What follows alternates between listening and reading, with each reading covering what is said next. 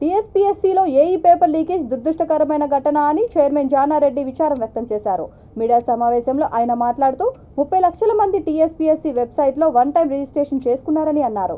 TSPSC అత్యంత పారదర్శకంగా ఉన్న సంస్థ అని, కాపీయింగ్, మాస్ కాపీయింగ్ జరగకుండా మల్టిపుల్ జంబ్లింగ్ ప్రశ్నలు, ఆప్షన్స్ ఇచ్చామని అన్నారు. టీఎస్పీఎస్సీలో తమ పిల్లలు పరీక్ష రాయలేదని, హ్యాకింగ్కు పాల్పడినట్లు అనుమానిస్తున్నామని, ప్రవీణ్తో కలిసి దుర్వినియోగం చేసినట్లు భావిస్తున్నామని అన్నారు.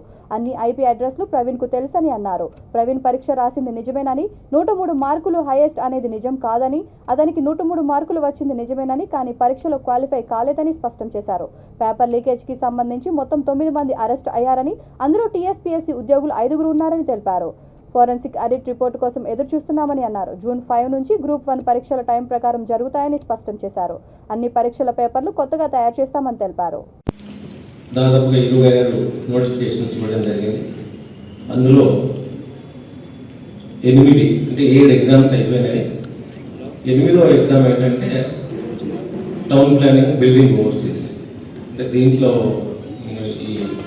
ఈ పాలిటెక్నిక్ చదివినటువంటి వాళ్ళు, దాని తర్వాత ఇంజనీరింగ్ చదివినటువంటి వాళ్ళు 175 పోస్టులు ఉన్నాయి. దాదాపు 33,000 మంది అప్లై చేశారు. ఆ రోజు నెక్స్ట్ సండే ఎగ్జామ్ ఉంది, 12th అనుకుంటా. 11th రోజు మాకు కొత్త సంశయం వచ్చింది.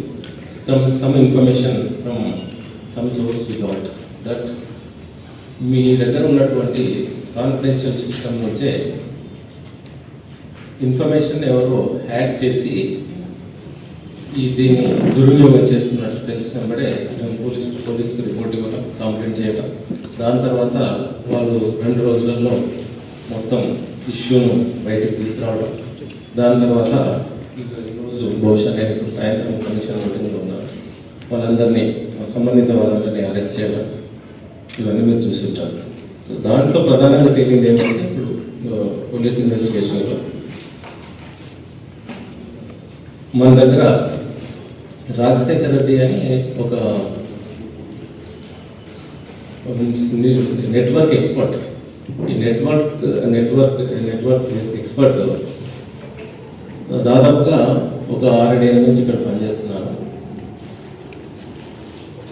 ఆయనకు ఈ సిస్టమ్ నెట్వర్క్ చూస్తారు కాబట్టి అన్ని ఐపీ అడ్రస్లు తెలిసేటువంటి అవకాశం ఉంటుంది.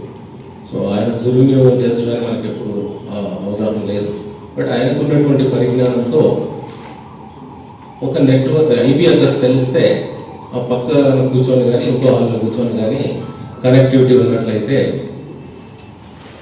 ఇన్ఫర్మేషన్ యాక్సెస్ చేయవచ్చు. అది ఇప్పుడు ఇన్వెస్టిగేషన్లో తెలిసింది. అందుకని మేము ప్రిలిమినరీగా అది అంటే వారు హ్యాకింగ్కు పాల్పడేట్టుగానే భావించాం. అది యాక్సెస్ చేసినటువంటి ఇన్ఫర్మేషన్ ఈ ప్రవీణ్ అనేటువంటి వాడు అసిస్టెంట్ సెక్షన్ ఆఫీసర్. ఈ అసిస్టెంట్ సెక్షన్ ఆఫీసర్ దాన్ని దుర్వినియోగం చేసి వేరియస్ పర్సన్స్తో రేణుక, లవణ్య నాయక్, దాఖ్య, కేతారనాథ్ రాజేశ్వర్, నీలేష్ నాయక్, గోపాల్ నాయక్, శ్రీనివాస్, ఈ రాజేంద్ర నాయక్ అంతా తర్వాత మీకు తెలుసు, వీళ్ళందరూ ఇన్వాల్వ్ అయి ఉన్నారు.